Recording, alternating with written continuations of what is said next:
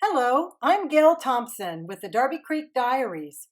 Today, I'm thrilled to be part of a video hop celebrating Jess and Laura's Hooray for 3K subscribers. That is an awesome accomplishment, and I want to say congratulations, Jess and Laura. There are going to be some wonderful giveaways on this hop, but I'll go into that later. First, let's get into our project. Last week, my daughter and son-in-law had their wedding celebration, and I offered to do the party favors.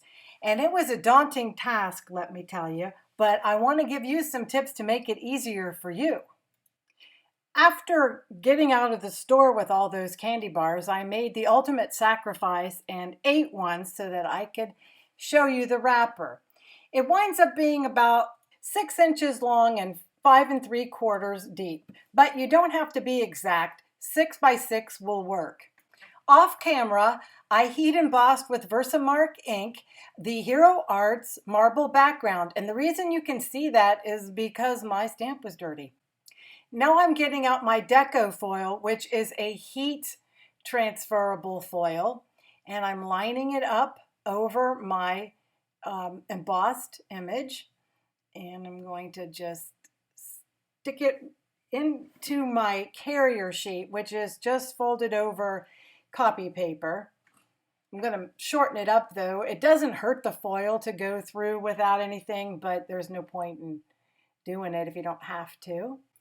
I put the folded edge up at the top, and I'm just going to run it through my garden variety laminator. While that's cooking, I want to tell you about the giveaway. Be sure to watch and comment on as many videos as possible. The more you comment, the higher the chances to win. And if you enjoy the videos in the hop, you can support the creators by subscribing to their channels. Winners will be chosen at random from all the comments left on all the videos in the hop. The deadline for commenting is July 10th. Winners will be announced on Laura's and Jess's channel on July 15th. For more details on the prizes and how to claim them, you can check the video description box below. Isn't that foil just gorgeous?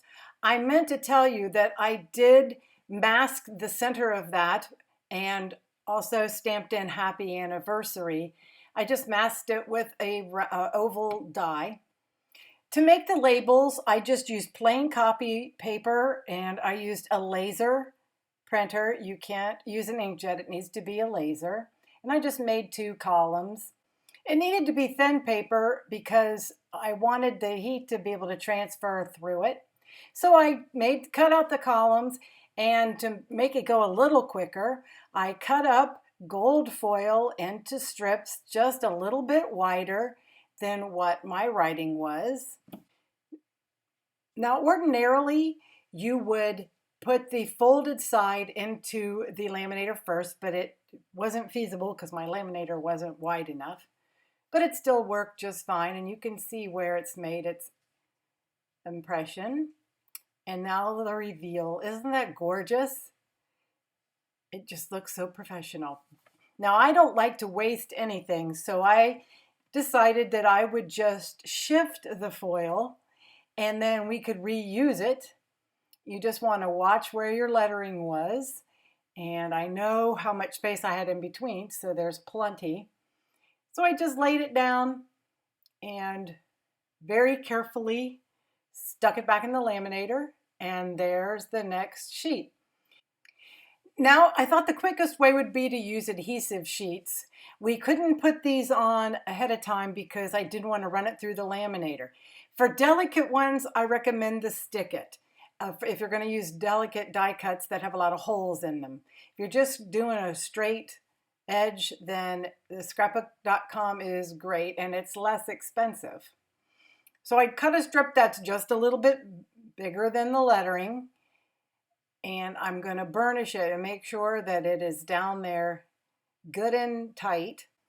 And you can tell by the light behind it just how wide I made it because I wanted to allow for the die cut. Now, I don't want to waste this either. So there was a lot of trimming to do, and all those little squares were just pieces that were left over, and I just made sure that it fit. And there is our die. It's one of the smallest ones in the My Favorite Things rectangle stack, and that's what it looks like once you have it attached. This butterfly die is from Hero Arts, and the paper is from Tonic's. It's glimmer paper. I used Delicata gold ink pad. I just rubbed some on a paintbrush and rubbed it onto the butterfly. And here's the wrapping paper I chose because it was a lot quicker than trying to foil 100 of these. And I love it because it has inch squares on the back. So it made it super easy to cut. But I did want to line it up, make sure the cakes were lined up correctly. You just fold it over the candy bar and make sure the bottom of your cake's lined up. And it was a little different depending on what part of the wrapping paper you got. But it was super simple to cut with those lines. And there is the base of our favor. And I'm just showing you up close. I just make sure if you're going to use lines, that's going to be hard. Try to get a pattern that's easy to line up. Here's the finished favor for the wedding reception. And I think it turned out great. Folks really liked them. I wound up not making quite as many, so I have a lot left over. Now this is just 6 by 6 from the Dream in Color Tonic pad, just pattern paper, and it's super simple to do that, and I didn't do any cutting. All I did was just wrap it around the candy bar, and I heat embossed Happy Birthday and added a ribbon. Super simple. Here's a look at our projects from today. I hope you enjoyed this tutorial and that you'll come back and see me.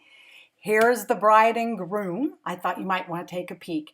Don't forget, the next stop is at the top of my description below, as well as the details for the giveaway.